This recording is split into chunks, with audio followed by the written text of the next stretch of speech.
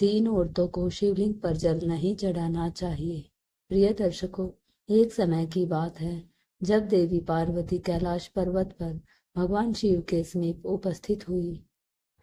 उन्होंने हाथ जोड़कर निवेदन किया, हे प्रभु, आप ही आदि हैं, आप ही अंत हैं, आप ही सृष्टि, पालन और संहार के अधिपति हैं। आज मैं आपके पास एक जिज्ञासा लेकर आई हूँ। कृपया मुझे यह बताइए कि शिवलिंग को जल चढ़ाने के क्या नियम हैं? कौन सी स्त्री शिवलिंग पर जल अर्पण कर सकती है और कौन सी स्त्री को ऐसा नहीं करना चाहिए? साथ ही यह भी बताइए कि कौन सी स्त्री को सावन सोमवार व्रत का पालन नहीं करना चाहिए। देवी पार्वती की यह जिज्ञासा सुनकर भगवान शिव मुस्कुराए और बोले, हे देवी, आपने अत्यंत महत्वपूर्ण प्रश्न पूछा है। शिवलिंग को जल चढ़ाने का कुछ विशेष नियम होते हैं और जो व्यक्ति इन नियमों का पालन नहीं करता वह महापाप का भागी बनता है। मैं उस स्थान से रुष्ट हो जाता हूँ जहाँ मेरे पूजन में अनुशासन नहीं होता। आज मैं तुम्हें उन 3 स्त्रियों के विषय में बताऊंगा जिन्हें शिवलिंग पर जल अर्पित नहीं करना चाहिए, क्योंकि ऐसा करने से उन्हें पुण्य नहीं बल्कि पाप प्राप्त होता है। भगवान शिव आगे कहते हैं, शिवलिंग मेरा साक्षात स्वरूप है। जो नित्य भाव से इसकी पूजा करता है, मैं उसकी सदा रक्षा करता हूँ। आपने सुना होगा कि बालक मार्कंडेय को मात्र 12 वर्ष की आयु में मेरी कृपा से अमरत्व प्राप्त हुआ था। हे पार्वती, शिवलिंग पूजन के नियम बताने से पूर्व मैं तुम्हें मेरे परम भक्त की प्राचीन कथा सुनाना चाहता हूँ। इस कथा का श्रवण करने मात्र से स्त्रियों को शिवलिंग पर 100 वर्षों तक जल अर्पण करने का पुण्य मिलता है। जो व्यक्ति इसे ध्यान पूर्वक सुनता और इसका प्रचार करता है, उसके समस्त दुख दूर हो जाते हैं, दरिद्रता मिट जाती है और वह संसार की मोह माया से मुक्त हो जाता है। यह सुनकर माता पार्वती कहती है, हे प्रभु, आपके मुख से इस दिव्य कथा को सुनना मेरे लिए परम सौभाग्य की बात है।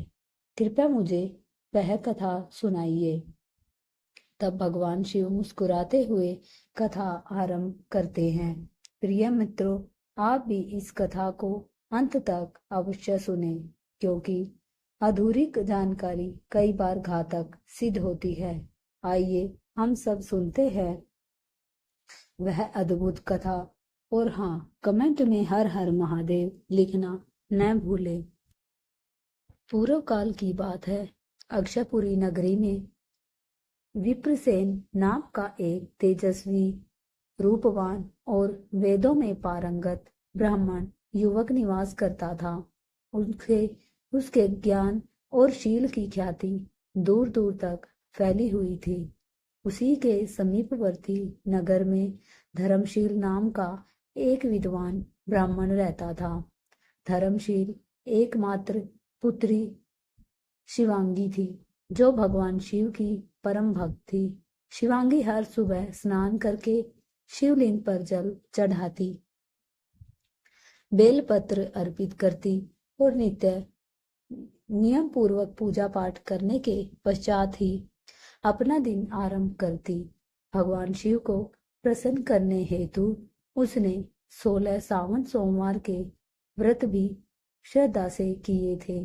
धर्मशील और उसकी पत्नी मालती ने शिवांगी को बड़े लाड प्यार से पाला था। जब वह विवाह योग्य हुई तो धर्मशील को उसकी चिंता सताने लगी। एक दिन उन्होंने मालती से कहा, प्रिय, अब तो हमारी पुत्री सयानी हो चुकी है, हमें इसका विवाह करना चाहिए। इस पर मालती ने सुझाव दिया, मेरे भाई की नगरी अक्षयपुरी में एक श्रेष्ठ ब्राह्मण विप्रसेन रहता है। मेरी दृष्टि में वही हमारे लिए योग्य वर है। धर्मशील ने सहमति दी और अगले ही दिन अपनी पुत्री का विवाह प्रस्ताव लेकर विप्रसेन के घर पहुंचे।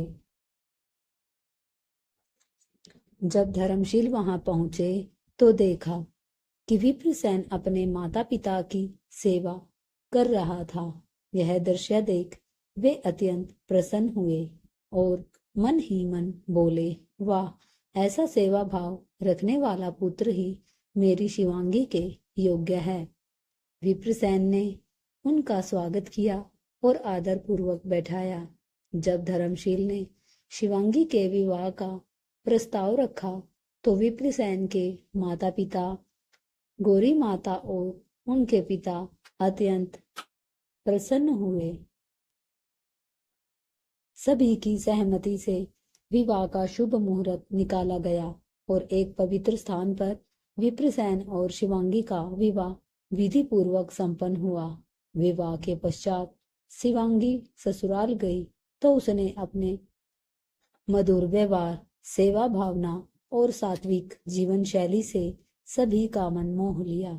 वह प्रतिदिन सबसे पहले उठती, आंगन और घर की सफाई करती, फिर स्नान करके पूजा स्थान में जाकर शिवलिंग पर जल चढ़ाती, बेलपत्र अर्पित करती और पूरे दिन घर के कार्यों में लगी रहती।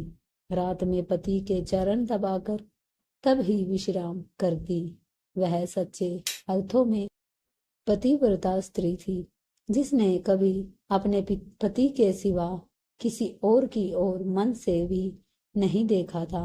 उसकी ऐसी निष्ठा और सात्विकता देखकर माँ लक्ष्मी उस पर प्रसन्न हुई और स्वयं उसके घर में वास करने लगी।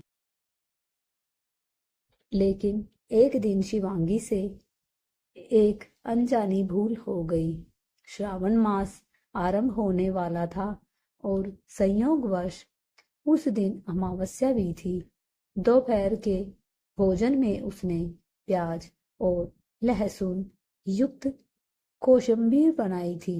स्वाद के लिए सधा हुआ नमक भी डाला। रात को वह और उसके पति विप्रसेन वह व्यंजन खाकर सो गए। अगली सुबह वह व्यंजन फिर से खाया गया। प्याज का अधिक सेवन कामवृत्ति को जागृत करता है और ऐसा ही हुआ। विप्रसेन कामातुर होकर शिवांगी के पास गया और उसे संबंध स्थापित किए। शिवांगी का मन भी मोहित था, अतः उसने बिना स्नान किए ही शिवलिंग को जल अर्पित कर दिया। यह महापाप था। भगवान शिव उसी क्षण उस स्थान से क्रोधित होकर चले गए। शिवांगी का शरीर अपवित्र था और उसने महामोह ने प्रवेश कर लिया था। अब उसके सारे व्रत निष्फल हो गए। कुछ दिनों बाद विप्रसेन ने शिवांगी के मासिक धर्म के दौरान भी संबंध स्थापित कर लिया, जिससे उस पर ब्रह्म हत्या का पाप चढ़ गया। उसका शरीर कुष्ठ रोग से ग्रस्त हो गया, छाले पड़ गई, अंग अंग से पीव और रक्त बहने लगा। यह देखकर गौरी माता क्रोधित हो गई और शिवांगी को दोष देते हुए घर से निकाल दिया। शिवांगी रोती हुई वन की ओर निकल गई। वहां उसे एक शिव मठ मिला, जहां वह जाकर बैठ गई। कुछ समय बाद वहां ऋषि आत्मनंद पहुंचे। उन्होंने दुखी शिवांगी से कारण पूछा और जब उसे पूरा सत्य ज्ञात हुआ तो उसे भगवान शिव की भक्ति और 16 सोमवार व्रत के पुनः पालन का मार्ग बताया। शिवांगी वहीं रहकर शिवलिंग की नित्य सेवा करने लगी। वह ब्रह्मचर्य व्रत का पालन करते हुए प्रतिदिन शिवलिंग पर जल और बेलपत्र अर्पण करती, मिष्ठान अर्पित करती और गौ सेवा करती। 1 वर्ष बीत गया। श्रावण मास पुनः आरंभ हुआ। ऋषि आत्मानंद ने उसे सावधानी पूर्वक व्रत नियमों का पालन करने को कहा, परंतु शिवांगी को कोई चमत्कार नहीं दिखा, जिससे वह निराश होकर एक दिन नदी किनारे आत्महत्या हेतु गई। जैसे ही वह जल समाधि में गई, भगवान शिव प्रकट हो गए। उन्होंने कहा, हे पुत्री, तुमने सच्चे मन से 1 वर्ष तक प्रायश्चित किया है, इसलिए अब मैं प्रसन्न हूँ। शिवांगी ने पूछा, हे प्रभु, मुझसे यह अपराध कैसे हुआ? भगवान शिव ने उत्तर दिया, तुमने तामसिक भोजन करने के बाद अपवित्र अवस्था में मेरे शिवलिंग को स्पर्श किया था, जिससे महामोह ने तुम्हें घेर लिया और वही पाप तुम्हारे पति पर भी प्रभाव डाल गया। किंतु अब तुम पवित्र हो चुकी हो, व्रत पूर्ण हो चुका है। फिर भगवान शिव ने उसे बताया कि शिवलिंग के अर्पित बेलपत्र उसके पति को खिलाने से वह रोग मुक्त हो जाएगा। शिवांगी ने भगवान शिव को बारंबार नमन किया और वे बेलपत्र लेकर अपने घर गई। उसने छिपकर बेलपत्र अपने पति को खिलाया और उसी क्षण विप्रसेन पूरी तरह स्वस्थ हो गया। यह चमत्कार देखकर गौरी माता भी स्तब्ध रह गई। शिवांगी को हृदय से लगा लिया। भगवान शिव ने कहा, हे देवी पार्वती, जो स्त्रियां अपवित्र अवस्था, मासिक धर्म या अन्य पुरुष के संपर्क में रहकर मेरी पूजा करती है, वे दोष की भागी बनती है। केवल पतिव्रता और कुंवारी स्त्रियों को ही शिवलिंग को जल अर्पण करना चाहिए।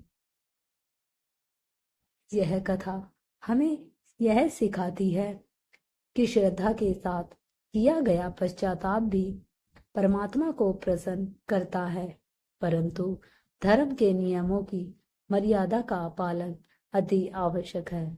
यह कथा शिव भक्ति और शिवलिंग पूजन से जुड़े गूढ़ रहस्यों को प्रकट करती है। भगवान शिव माता पार्वती से कहते हैं, हे देवी, जैसे शिवांगी नामक स्त्री ने अपनी अज्ञानता से शिवलिंग को अपवित्र अवस्था में जल अर्पित किया और उसे जीवन भर पीड़ा झेलनी पड़ी, वैसे ही प्रत्येक मनुष्य को शिवलिंग की पूजा करते समय कुछ विशेष नियमों का पालन करना चाहिए। ऐसी स्त्रियां जो मासिक धर्म के समय में हो या जो शारीरिक दृष्टि से अशुद्ध अवस्था में हो, उन्हें शिवलिंग को छूना या जल चढ़ाना वर्जित माना गया है। ऐसा करना अशुभ फल देता है और ईश दोष उत्पन्न करता है। भगवान शिव ने यह भी बताया कि उनकी पूजा में 3 वस्तुओं का उपयोग कभी नहीं करना चाहिए। पहली है तुलसी के पत्ते, क्योंकि तुलसी माता लक्ष्मी का स्वरूप है और वे भगवान विष्णु की पत्नी मानी जाती है। दूसरी है शंख, जो शंखचूड़ नामक दैत्य की हड्डियों से बना हुआ है, जिसे शिव जी ने मारा था।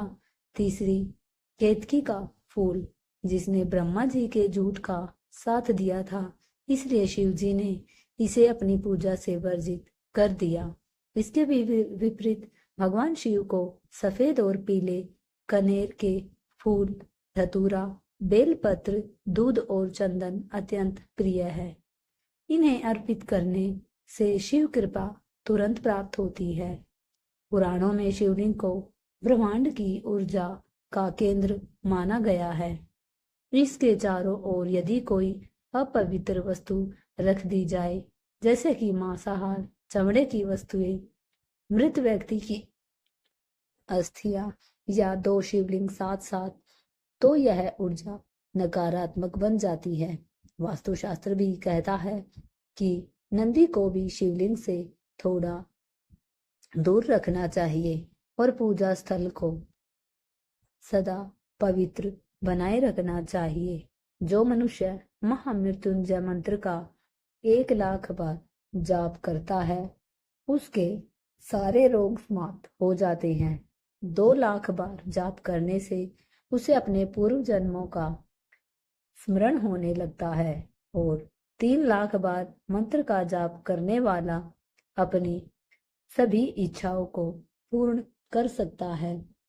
इस प्रकार शिव भक्ति से केवल आध्यात्मिक नहीं बल्कि सांसारिक लाभ भी मिलते हैं। इसलिए जो भी शिव को प्रसन्न करना चाहता है उसे इन नियमों का पालन श्रद्धा और भक्ति से करना चाहिए।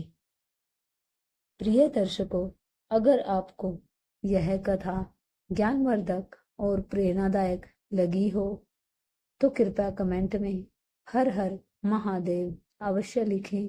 वीडियो को लाइक करें और चैनल को सब्सक्राइब करना न भूलें। ऐसे ही रोचक धार्मिक प्रसंगों के लिए जुड़े रहिए हमारे चैनल के साथ। धन्यवाद।